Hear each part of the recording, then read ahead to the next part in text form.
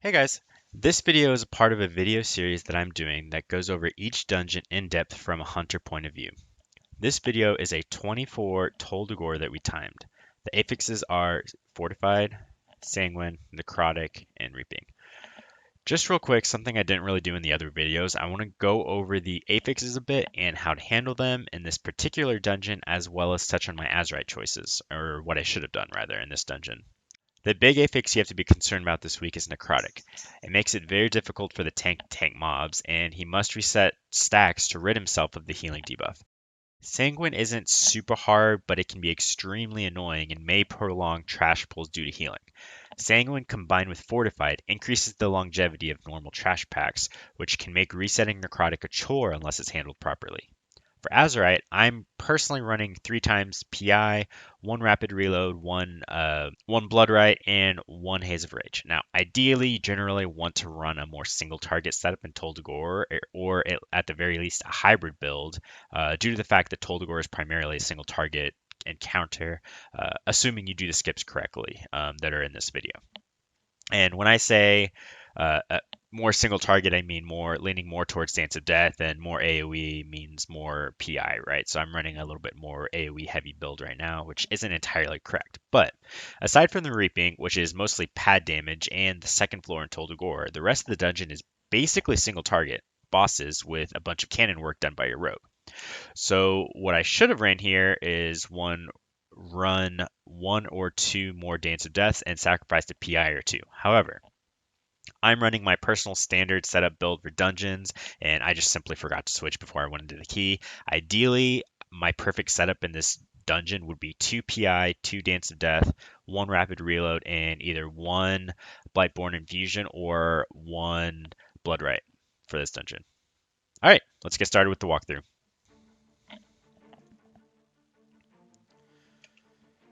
All right, so starting out. So right off the bat, there's a couple things you can do to skip these crocs. Generally, you don't want to pull all this stuff anymore because the general premise behind Tol'Dagor nowadays is you want to skip all of the possible trash and you want to get up to the cannons as soon as possible, right? So it used to be you used to do a giant pull with all these crocs and crabs and stuff like that. Well, you don't want to do that anymore. It's a huge waste of time compared to just doing stuff with the cannon. So a couple things you can do here. Most people just walk around. You have a DK, water walking mount, whatever. You just walk around and do the crabs at the right next to the boss, just to clear room for the boss. You can shroud up the middle if you have time, assuming you're gonna have shroud up for a skip later on. Or you can also sap and blind these 2 crocs, just walk straight up the mid, rogue vanishes, drops combat, etc. So we're just walking around, pretty easy. Oh, never mind, we shroud, I forgot we shrouded. 24, so I'm assuming we're gonna have time, right? So we do these crabs and we do these parasites just to clear a little room right here. Pretty standard. Just open up with your standard AOE, precast Bestial Wrath, go into Barb Shot, Aspect of the Wild, start multi-shotting every couple globals. Pretty standard. One thing I did want to mention is Binding Shot usage. Normally, Binding Shot is very amazing for Necrotic. This week, it's really sketch because of Sanguine, right? And so you don't want to run into this position where you drop Binding Shot so that the tank can drop Necrotic stacks, but then the mob dies and they're rooted for 8 seconds in a Sanguine pool, and then they just heal up to like 50% HP, right? You don't want that. So you can't Typhoon if they're Binding Shotted. You can't displace them in any way. So be very careful. It's better to Binding Shot early and say, hey, move them if he needs to reset early, like maybe he wants to reset at 20 instead of 35 stacks or something like that. Just be cognizant of when you drop Binding Shot. If you're not sure, it's probably better just to not use Binding Shot and use Tar Trap this week. It's a very good tool, but it can be very sketch and it can screw you a lot of times this week. So here I drop it early, right? So something I'm doing right here, I'm actually sitting on my Aspect of the Wild. Like, obviously, these mobs are about to die. I could use it. I could have gotten decent value out of it. but I know like I want to have it for the boss, right? And so I know that it probably, if I were to use it here, like there aren't enough mobs for me to get resets using rapid reload, and so it probably wouldn't be up for the boss or for the next pull, right? And so I'm consciously holding on to cooldowns. Now these crabs get healed a little more than I would like, and so I'm probably sitting on these cooldowns a little too long. But it's not the end of the world. I'd rather be prepared for the boss, which is, you know, one of the harder parts. And so we actually wait for these parasites. So you can see square way back there that's running up. These parasites, you have to be extremely careful when you pull them. You have to pull them when they're at the apex of their path. If you pull them too close, you can pull those crabs just behind them, and they'll aggro. So just be very careful. We waited for the parasites just to be extremely careful. You don't need to pull these parasites, but if you do pull them during the boss, Sanguine and shit can go down. So we decided to pull them just to be safe.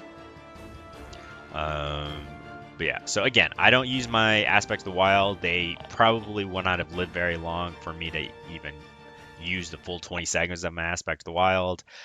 But again, we aren't even lusting until the first phase, and so I actually waste my Aspect of the Wild a pretty decent amount of time here.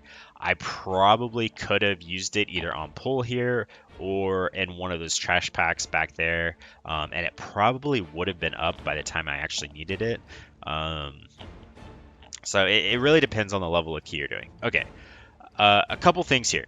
Hunters have 3 ways to get rid of upheaval. You have Turtle, which I'm doing right here. You have Feign Death, and you have Disengage. Disengage is possible to disengage the upheaval. The timing is extremely sketch because of the way Disengage works. I don't know if you've ever done, you know, Argus or any of those things like Argus Scythes. If you disengage too late, the way like your character's model doesn't move until it's like the majority of the way projected in the air, right? And so if you do it too late, even though you'll be in the air, he'll still hit you. And it was the same like Argus Scythes, right? Like if you did it too late, you'd be well out of the black shit, but it would still kill you because the model registers differently. It's weird compared to like Fell Rush or Grapple or something like that. It's not the same exact thing. So timing's weird, doable, very hard to do. I would not do it in the 24 key because it's very sketch. Luckily, we had Turtle, which 100% works all the time. You will never take damage from upheaval.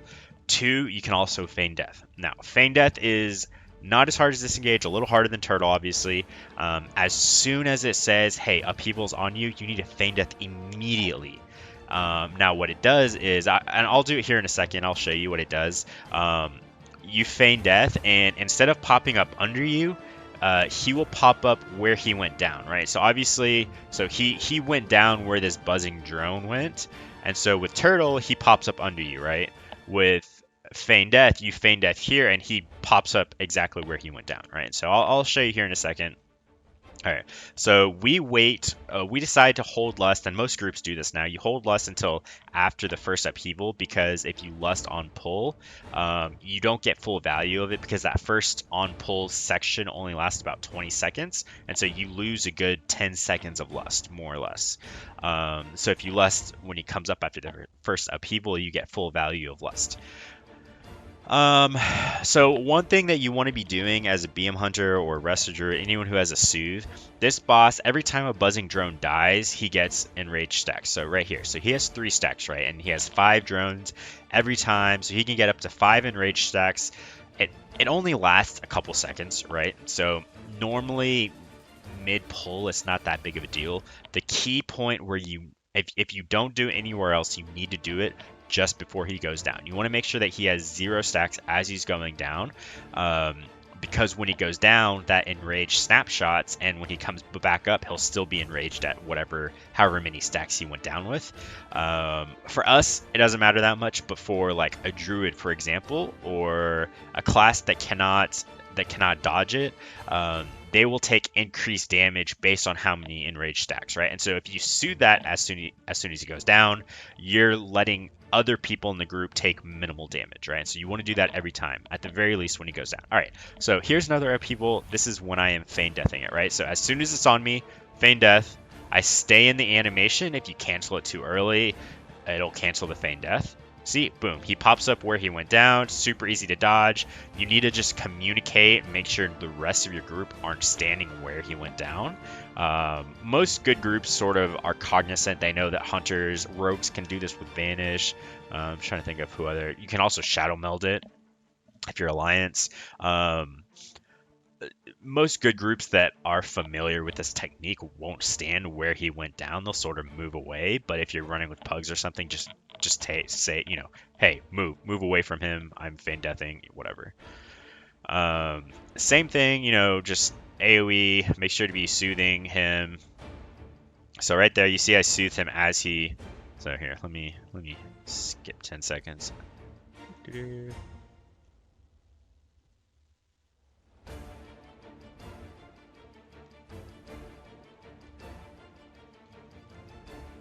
Alright, so right here, he's about to go down.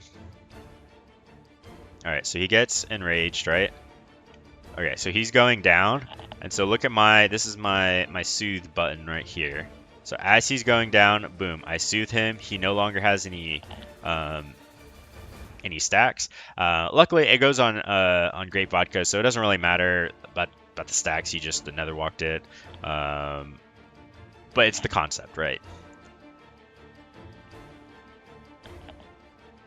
Alright, so throughout this fight, you want to be killing the buzz drones as much as possible. They do not give Necrotic anymore. They used to give Necrotic. This boss used to be almost impossible. Not impossible. Extremely difficult to do with Necrotic. They don't anymore, but they still wreck the tank and whoever they deal damage on to. They put a dot on whoever, generally a tank, who has aggro on them. So you still want to kill them as soon as possible. They can hurt the tank, especially on tyrannical weeks.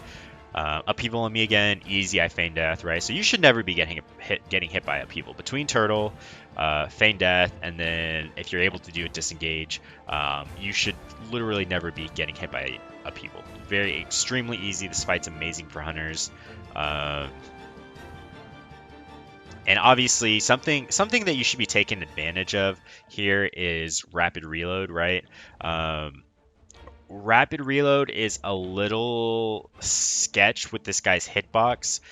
His hitbox is a little different, so if you're trying to consciously get rapid reload stacks, or reduction rather, you sometimes want to multi-shot the adds as opposed to the boss, just because you might not hit due to the hitbox, right? Alright, so we kill the boss. It's on Fortified. It wasn't that big a deal. We pull these parasites out. You want to, especially with Sanguine, you want to pull these parasites out of the hallway. So you don't drop Sanguine smack dab in the middle and everyone has to walk through it. Alright, so we have a rogue. So generally Tol'Dagor, the normal route is to go off to the left and you have to deal with a bunch of crocs and stuff like that. If you have a rogue, you can do this little shortcut right here, which I highly recommend. If you don't have a rogue, you can also do, I think blacksmithing and inscriptionists can also do keys that can open doors in here.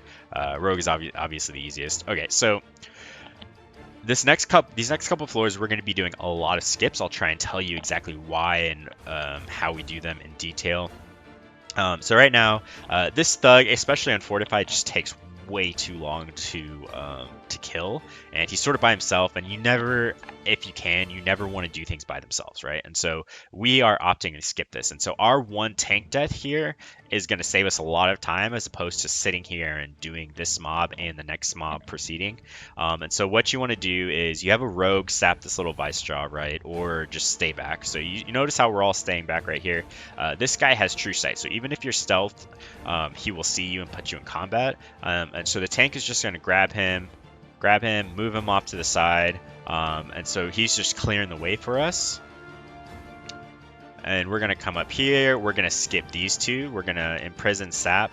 So a couple things if you don't know about imprison sap. Imprison and sap are the only two out of combat CCs, meaning if you're out of combat and you use imprison sap, you have to be out of combat for sap, but imprison.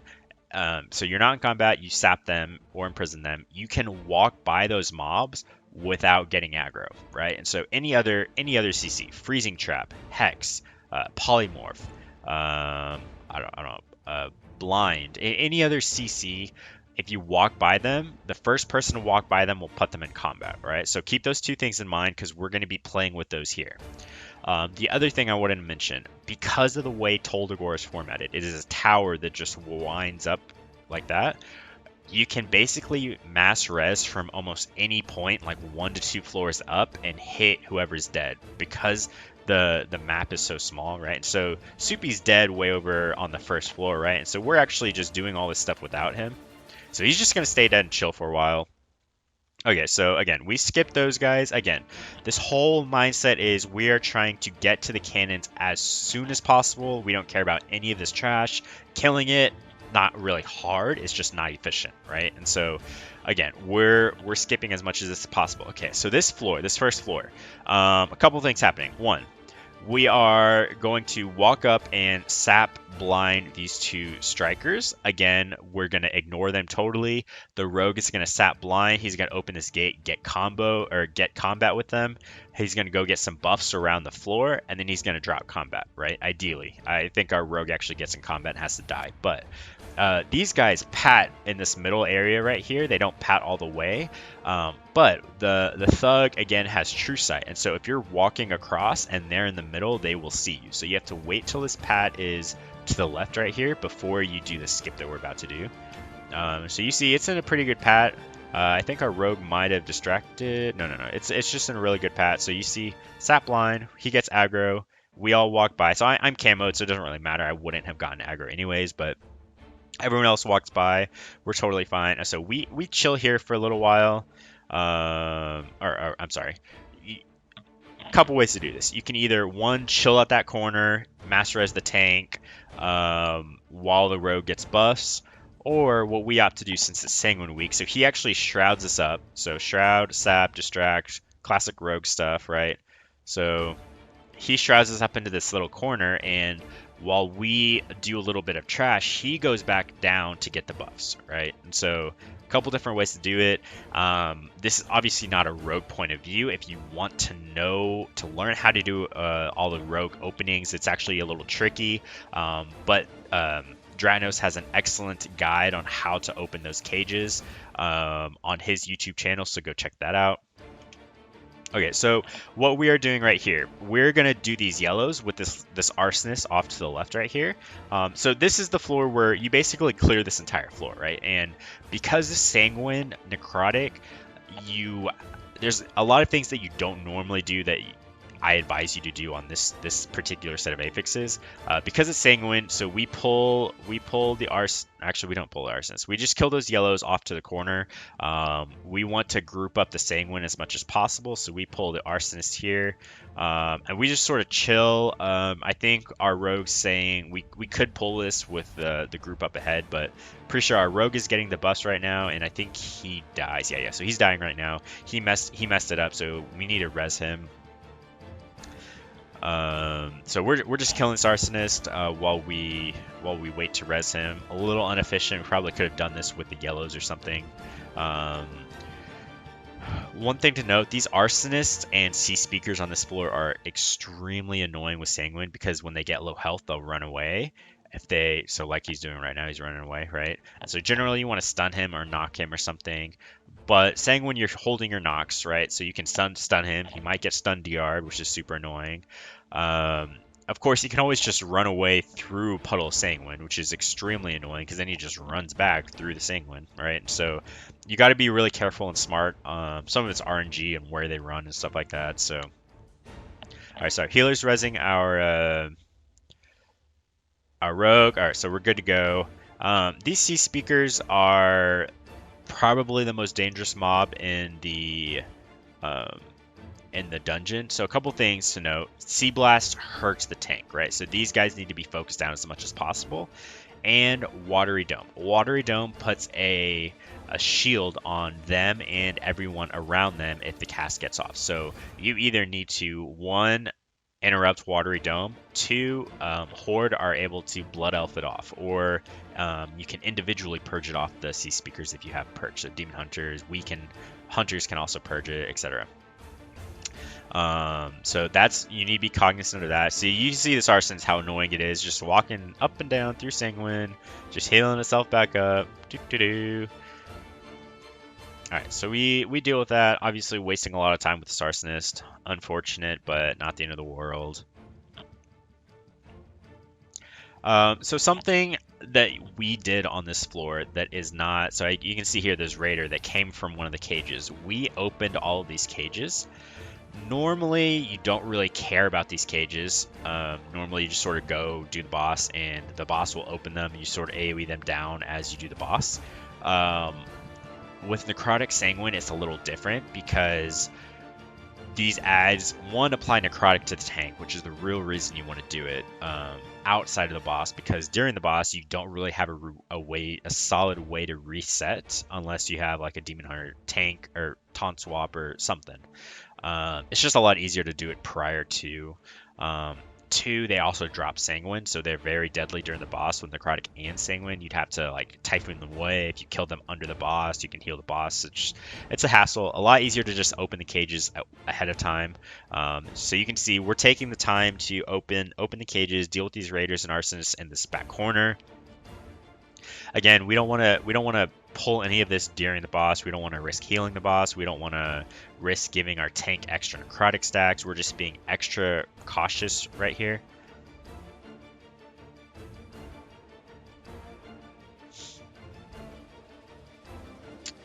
Alright, so again, these are Arsonists. They're going to run away at low health. Very annoying.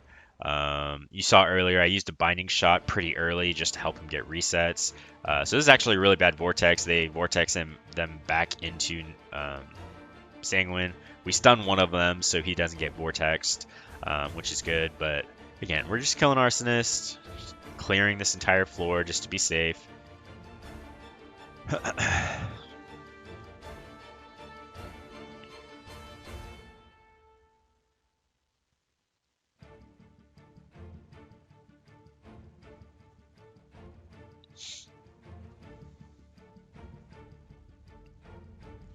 Alright, so now we're pulling these Arsonists and these yellows, and we're going to try and pull them back as much as possible. Again, because of Sanguine and stuff like that, we want to put the puddles in a good spot. So you want to just try and try and put them in a good spot as possible, right? So our tank dies, we quickly get our quickly be-res him, so it's not a huge deal. My pet was tanking for a little bit, so that's why my pet died. I res him. I'd rather my pet die than DPS die though. So these Arsonists on Fortified actually hurt the tank a lot. The Throw Torch does a huge chunk of damage, and so these Arsonists are actually pretty dangerous to deal with. Especially with Necrotic, right? So their healing's reduced.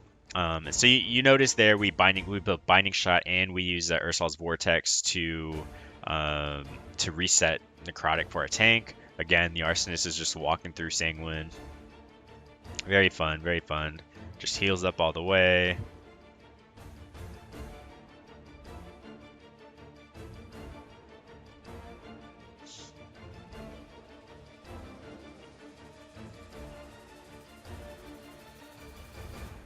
All right, so Reaping.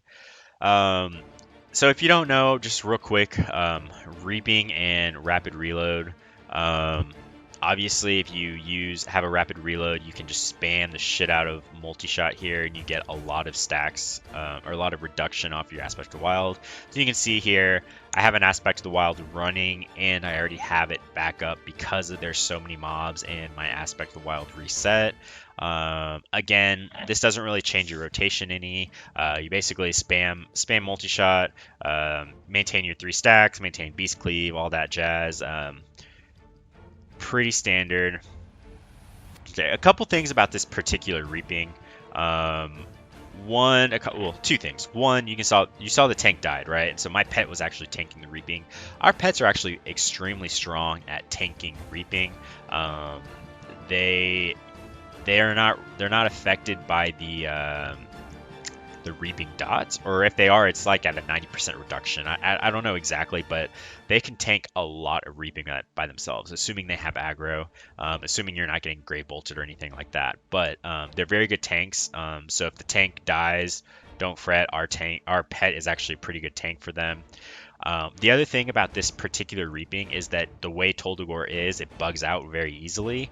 And so it helps if you either get on like one of these pillars or you just tell everyone to jump. I don't know why it works, but jumping and stuff actually makes the reaping snap to you a lot quicker. So you can see I'm sort of jumping here, just randomly jumping, trying to snap some reaping to us. I think it's gotten better. It's not as bad, but a lot of the times you'll stay in combat because the reaping will just be stuck somewhere. So just keep trying jumping and stuff like that. Okay, so something we're doing here. This block warden, so the C speakers and stuff are attacking this block warden, and they're fighting each other. You can actually taunt out or attack this block warden single target, and the block warden will come by himself. The block warden does a shitload of damage on Fortified, and so it's really rough to tank the block warden plus the C speaker and all that other stuff at the same time as a tank. And so the safe way to do it is do exactly what we're doing. So just taunt him out, let him run over here, right? And so he'll just be by himself, and you can kill him by himself, and you won't be in combat with the other stuff. So super easy. So something to note that the block warden isn't always there. So some weeks like bursting will actually kill the block warden because he's considered friendly for a little bit of time. So if you don't see him there, it's because, bursting or something kills him. But most weeks he is there. So obviously you saw that we weren't in combat with these things after we killed the block warden, so that's good. This pack is very similar to the other pack. You want to kill the C speakers first. Again, make sure to purge the watery domes if they go off, interrupt them, interrupt as many C blasts as possible, stun, knock, whatever. Again, the C speakers and everyone's going to run away. So again, you see the arcane torrent right there. So we're just trying to kill these C speakers as soon as possible. And again, as soon as these C speakers are dead, we again open the cages to get some more raiders out to try and make it a little safer for us during the boss fight. So I'm just using Binding Shot, help the tank reset some stacks here. Okay, so we get the raiders out. So rotation-wise, it's pretty simple. Just maintain 3 stacks. With 4+ targets, you want to spam multi-shot a lot more. 2 to 3 targets, you just 1 to 3 targets, you just do your standard rotation. Don't worry about rapid reload at all. So you still use crows, you still use kill command. If you're running chimera shot, you still use chimera shot, all that stuff. Again, these ads are almost about to die, so I use my Bestial Wrath. I do not use my Aspect of the Wild because, again, with 2, maybe 3 mobs, it's basically still a 2-minute cooldown, and I know, like, I want it for the boss. I know it's going to be way less than 2 minutes between when we kill all this stuff and when we go to the boss. Although all this stuff keeps getting healed and stuff, so I think oh, there you go. Yeah, I ended up just using it just because of how long everything is alive and everything's sort of going to shit. You see, like, so our tank died, right? The arsonist and the guy is just throwing rocks over there. So I trap him just to let him, stop him from throwing rocks at our rogue and healer and stuff like that. My pet dies, and so like these mobs hurt a lot. So like you can see my pet's losing a lot of health over there, and so we end up coming out fine. Like this was a little bit of sketch of a pull just because of necrotic resets and where the mobs were. Like the strikers are basically casters, right? And so you have to like LOS them or knock them out of Sanguine, and then extremely annoying packs in this entire floor. But we did it with little casualties. So it wasn't the end of the world. Our healer didn't die. I had to run back or anything like that. So obviously we missed 1 raider, which again isn't the end of the world. We can deal with him during the fight, but all right. So we're in a decent position right now. 17 minutes in, and we're at just Howless. It's not bad. All right. So we pull the boss.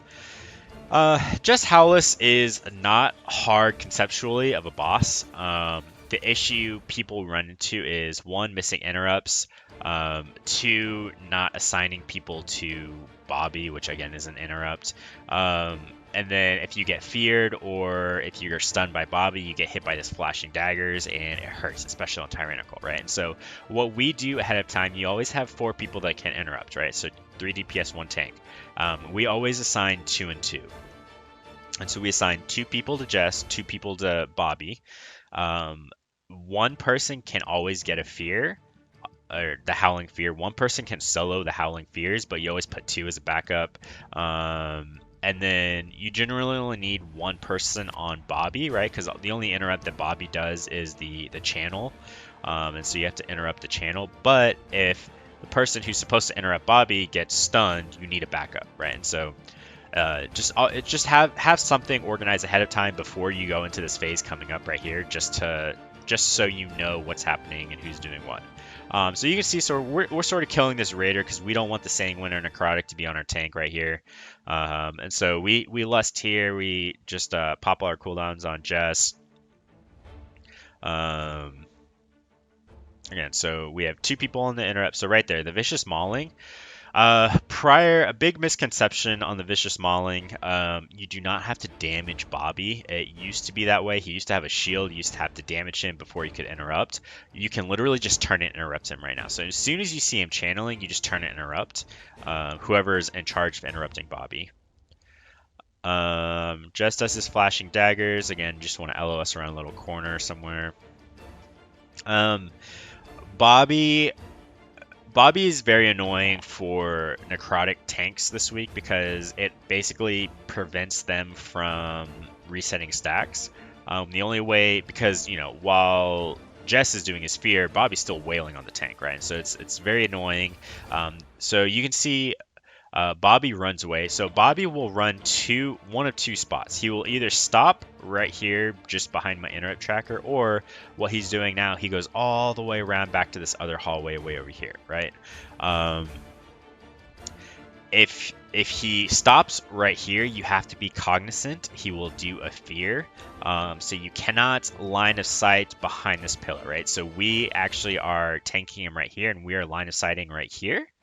Now, we didn't have to, obviously, because Bobby went around. But you just need to be cognizant of where Bobby is. You can line of sight Bobby's fear. You never have to interrupt Bobby's fear. If you want, you can interrupt Bobby's fear. But again, so Bobby jumps back, does the Vicious Mauling.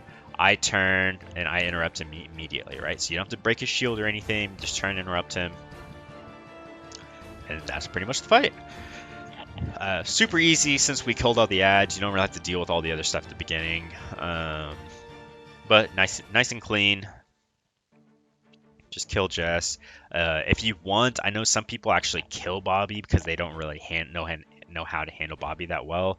It's obviously quicker just to focus down Jess and not deal with Bobby. Okay, a couple of things. So we're doing a couple more skips here. So this skip in particular, you have to wait. So Bobby, obviously, so we skipped this pack down here, remember? So you have to be very careful. You need to pull your pet back ASAP if you have a pet out, or dismiss it because your pet will be retarded and chase Bobby down, and then he'll get in combat with this stuff, and just everything goes to shit. So immediately pet follow, just spam it, dismiss your pet, feign death, whatever. It takes a little bit to get out of combat, but so what the tank's going to do here, there's 2 mobs in the doorway right here, and then you go up the stairs right here, and there's a jailer and a thug and another dude fighting, right? Again, with the mindset that we are trying to get to the cannons as soon as possible, we are skipping this, right? And it doesn't take that long to skip if you do it right. So our tank is going to go run, get this mob, and run this way through the other side of the hallway, and we're all going to run through. He's going to die, etc., and then he's going to join us again. The tank has to taunt the thug. I believe it's thug. You have to taunt the thug and interrupt the jailer, or else it takes a while for him to come down. You'll see here in a second. I get a better point of view, but yeah. So you want to be back in this hallway because this looter will come over and run away. So our rogue actually gets in combat. He doesn't really. I don't think he realizes what we're doing, but he gets in combat. So he actually goes to die or vanish. I don't remember which. You see our tank got all these mobs, right? The looters, the jailer, and stuff like that. So this officer and this thug, you have to be really careful because sometimes they'll stop and channel. So you have to wait till their channel is done. But our tank just dragged them by. We just walked by. All right, so we're good here. Our tank, so the tanks is the respawn points right there. So you see our tank joined us. You can actually die way back in the back, respawn, leap forward, and you can beat the mobs before they reset. So you can see we didn't have to rest them at all. So these mobs right here, again, we're trying to get to the cannons, which are on the other side of this room as soon as possible. We're skipping these. We will pull these eventually, but we're skipping them for right now. This officer has true sight. You need to either imprison him, you can distract sap, you can grapple sap. Rogue's not, I'm not going to go into that, that's a rogue thing. So sap, whatever, get in combat. If you need to, you can get in combat with these and feign death. A couple ways you can do it. So we imprison sap. We open this gate. We're going to shroud past, again, trying to get to the cannons as soon as possible. Alright, we're at the cannons. Woo! Now the easy part begins. We get to AFK. Not really. A couple things. This one barrel right here, you want to move the barrel out of the way. If the cannon shoots the barrel, it'll explode in a huge radius and can damage the person in the barrel, or in the cannon rather. The reason rogues are so good at cannons, I'll just talk about this since we're not really doing much right here. Rogues, unlike our misdirection immediately applies threat to the tank. Rogues work a little bit different. They get a buff on themselves for 30 seconds, and theirs doesn't trigger until they physically attack something, and then for 15 seconds they redirect threat. Right? Well, cannons don't count as their attack, right? So for them, they can trickster the trade the tank, and for 30 seconds, because the 15 second, because they're never attacking anything physically, right? So they can trickster the trade for 30 seconds straight, and all the cannon damage is redirected at the tank or whoever they tricks, right? And so normally, if we were to do it, or if the Demon Hunter were to get in, the cannon immediately steals threat because it does so much damage. And so the mobs will start attacking you, gray bolting you, and stuff like that, and it's really sketch. But for rogues, all you have to do is tricks, and they'll go straight to the tank, right? And so you can use this to group up mobs and stuff like that. And so every 30 seconds, the rogue wants to get in and out of the cannons. Something right here that we're doing that's really good that most people don't do. You want to be splitting your damage, right? So reaping is very easy for us as the group to do. These mobs hit really hard, and while they're, obviously we're able to do them, it's a lot more efficient for the cannon to kill the actual mobs while we deal with the reaping, right? And so you can see while we're dealing with the reaping, he's ignoring these risen souls and stuff like that, and he's dealing with these mobs over here. And again, so these mobs do drop Sanguine, but the cannon does so much damage, the Sanguine just doesn't matter that much. So again, he's dealing with these mobs over here. We're sort of helping him, like you saw a root right there. Like I think I throw a binding at the start, so like we're helping him with CC, but we're damaging the reaping mobs, right? And so then once he kills those, now he comes over and helps us with the reaping. What's left of it, right? Cleans up the reaping. You want to make sure to have a marker on your tank, because the tank's taking all these mobs, and if you shoot the tank or if you shoot the healer, this whole area can go to shit. Okay. A couple other things. He's missing really bad right now, but you can use the cannon. So you can do this one of two ways. You can either have the tank walk in and grab a bunch of mobs and come back out, right? Which can be sketch. If the mobs deal a lot of damage to him with a necrotic and stuff like that, it can be a little sketch depending on what mobs he gets. Or you can just have the cannon shoot through walls. There's 3 spots that you need to be aware of. This corner right here, if you shoot directly in this corner, it will pull these mobs inside the house right here. If you shoot in this corner right here, it will pull the mobs in this room right here. And if you pull, let's see, there we go. If you shoot this corner, it's sometimes easier to reach this corner from this cannon, but if you shoot this corner, it pulls mobs in this corner of the room, right? And so there's a lot of mobs that you can pull without ever leaving the cannon. which are really nice because, again, like we can be doing one thing while the cannon's pulling something else. So you see, we're pulling this and we're gonna trigger reaping right here. The other thing that, because we don't have these mobs do a lot of damage, and if they're targeting you with something, you want to try and be LOS right here, and so just you sort of want to just hug this wall and just keep being LOS of this wall, just so you don't get shot or one shot or anything like that. Again, so he's dealing with the Marines, grouping everything up. We are grouping reaping for him. Once he deals with the actual mobs, then he goes to reaping. He's sort of being careful, obviously. He doesn't want to kill the tank or anything like that. So we finished this off. Okay, so something we are doing, so we need more mob count. We still need one thing from inside, and we still need the stuff on the other side. We are, because of Sanguine, right? Sanguine's just like super annoying. You just leave all the Sanguine, and while the cannon can kill stuff through the Sanguine, it's a lot easier to just go to this side, kill all of this stuff, and then go back to the other side once the Sanguine's despawned, and then do that stuff, right? So that's something we're doing right now. So we kill this stuff. Super easy. It's all cannon work here.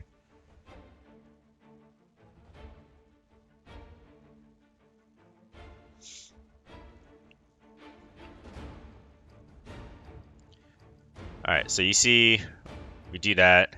Come over here. So so you see the barrel right there. He shot these mobs through the wall, and they're gonna take a while to get over here, but they are running inside through the other way.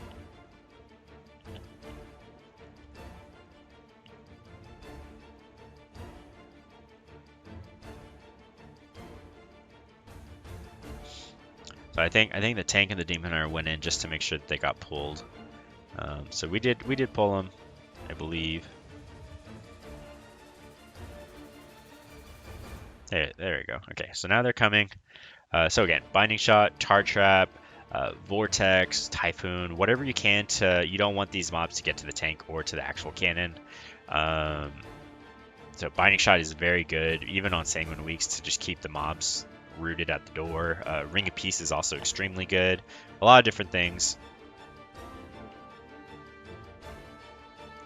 So you can see the rogue got a little scared. I think he forgot to hop out and trick, so he just hops out and tricks us right now. But he got shot a couple times, right? So we proc reaping. So we're doing the reaping. He is concerned with the Marines and stuff right now. Again, the actual mobs are more important than the reaping mobs in this case, so he's focusing on killing those guys. Our rogue dies actually right here. And so I think do I get in the cannon? Yeah, so I get in the cannon for a second, and I die right here again. Wait, do I die? I think I do die. And so we sort of, I mean, you can see that it goes to sketch, it gets sketch really quickly, right? So you just got to be extremely careful on how you do this, and while the cannons are easy, you just have to be very careful with how you pull, when you pull, and stuff like that. I think I die right, yeah. Oh yeah, because this Marine was shooting me from the corner. Oops. So we end up totally fine. Oh, he's just missing this Marine over here. We have plenty of percent. Man, he's an awful shot. There we go.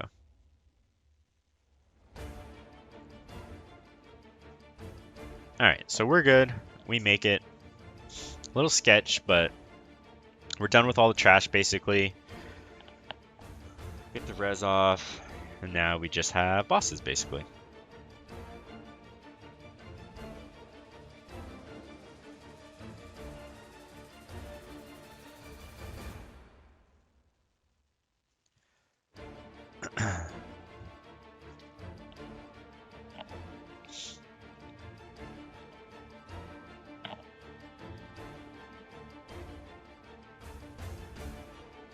Alright, so eat up before the boss.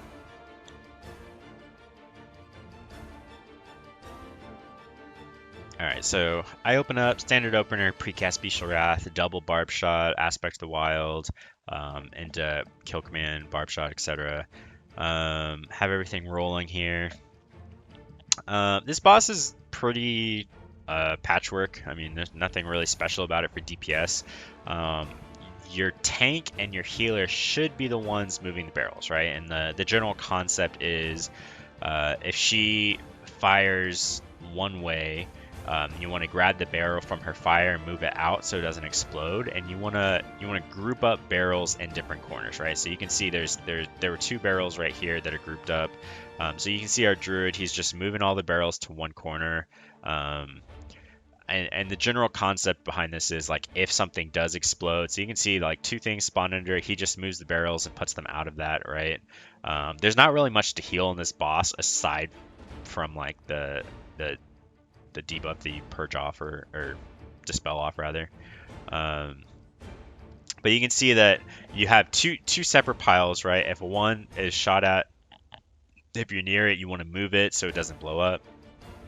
If the other one gets shot at, you just let it get shot at. But since it's grouped up in a nice little pile, the explosion isn't that bad.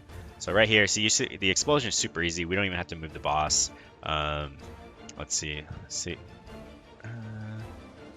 Okay, so new barrels are about to spawn. Okay, I think they spawn. Yeah, so again, so firing this way, he moved the barrel that was over here. Boom. See, the barrels over here are all in a cluster. They explode. He moved one barrel over here so it doesn't explode. And so it's just a game of juggling. It's not really that hard once you learn it. So here's a really good point of view. So he moves this barrel over here. He's going to get this barrel. And he actually goes bear form because he's going to get hit right here. And good thing he did. But it actually turned out really well because this barrel was clearly out of the way. And so you have plenty of time with these explosions. You just want to keep moving them out of all the circles, all of the shots and everything. And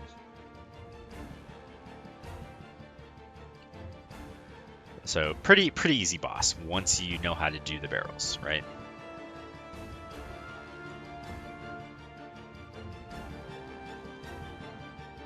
Okay, so this warden, you can either, again, grapple sap or imprison. You just out of combat CC it, walk by it. Generally, if you need to pull it, you want to pull it last. It's very easy to skip, so if you don't have to pull it, you just walk by it. We still need a little bit of percent, so we just kill these 2 priestesses. The cannon, just make sure to interrupt their...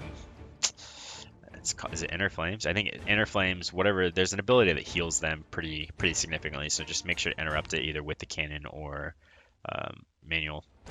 So right here, do you see what the rogue's doing? He actually fails. I could have done this, but rogues, hunters, or you can just death run it. You can pull these 2. Generally, you want to leave these 2 for final percent, or it just takes a while to pull them because you have to pull them down to the cannon and stuff like that. And so, if you don't need them immediately, if you're trying to skip this last reaping, you want to walk by them. So hunters you can either turtle or just walk by off to the right here, walk over, and then you can just feign death and then make sure you play dead with your pet if you have it out. Rogues can do the same thing and vanish. They can riposte, vanish over there. Tanks can just pull them, die, whatever. So I think our tank just runs ahead and does it because our rogue died. He just didn't want to waste any time. So, but yeah, so you just pull them, let everyone run by. All right, we're good. Tank dies.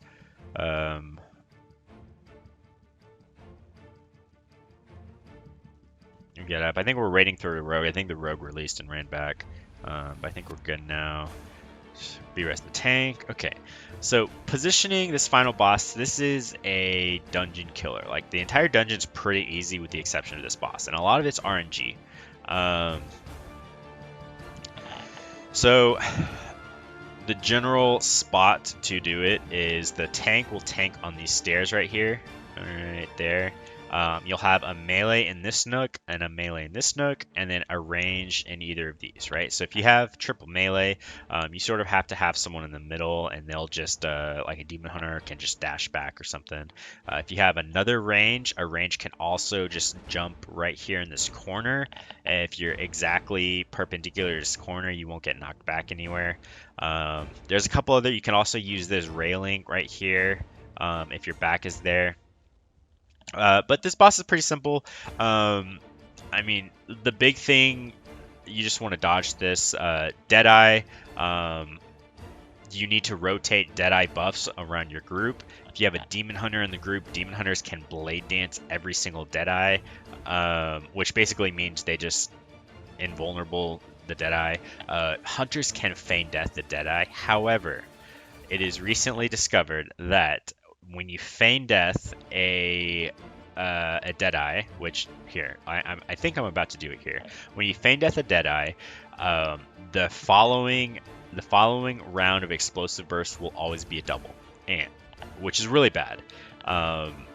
So the only hard part about this boss is explosive bursts and casting doubles, right? And so if you have a double, it means you have explosive burst, wait, explosive burst, and explosive burst on Tyrannical basically does like 250,000 damage, right, or something like that. And like you need a defensive, you need a shitload of healing every time, and then you have a double of it, and so you have it back to back, right? And so it's really hard for healers to have enough throughput to do a lot of doubles. And so okay, so let's see, I'm pretty sure it does double. Let's see. Okay, that was not a double. That was a single. Generally, when you feign death, it's almost always a double, right? So you generally don't want to feign death the Deadeye, because the Deadeye is really not that bad. Like, it does little damage. It'll one-shot you if you already have the debuff, but if you don't have the debuff, you want to soak it if you can, because it does damage, but it's not that big of a deal, right? The thing that you want to have cooldowns for is Explosive Burst, and you want to save all your cooldowns for a double. Let's see. So I'm trying to find a double here. I don't think we get too many doubles here in this instance. So I think I feign death this. Okay, I think. Oh, no, I don't feign death this. I just take it, or he blade dances it rather. I'm trying to find a double for you. Let's see if this is a double. No, that's not a double either. Yeah, we got pretty lucky with this boss actually. The doubles are pretty RNG, and so it's really hard to, and you can let's see, explosive. I think this is a double. There we go. Okay, so you can see this this double right here. Okay, so he goes, and so you can determine if it's a double or not if he casts explosive burst directly after Deadeye. So Deadeye, explosive burst, right? It's going to be a double, right? So you can see here, one explosive burst takes me, I think I'm the only one that didn't have a cooldown, right? So I didn't have a cooldown. It takes me to 20% HP, and then there's another one coming, and it also does a dot damage over time, right? And so you have to have like exhilaration, you have to have Turtle can immune one explosive burst completely and won't put the dot on you. Survival of fittest. If you have feign death, if you have duck and cover traits, resounding trait, whatever you have, health potions, health stones, spirit mend, like anything, like if there's a double, you need to use something or you're dead basically, right? Like you cannot rely on healers to top you up after every double. And so singles honestly aren't that big of a deal, because a single, like you take the initial damage, you survive it, and then there's a lot of time that you have to get healed back up before the next round. So this is a single, I'm pretty sure. So explosive burst.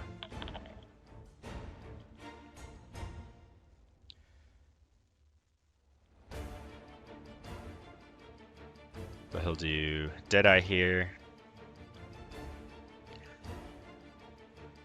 So this is another single, right? If he does the Azurite rounds or whatever ability that is not explosive burst right after the Deadeye, it's always a single. If he does explosive burst right after the Deadeye, it's always a double.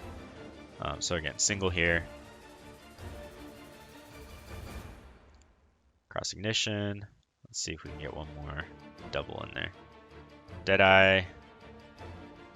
So this is a single.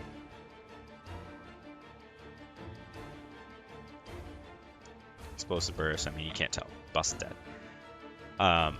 Boss is not that bad. Very healing intensive, and obviously you don't want to move. Moving gets you stunned.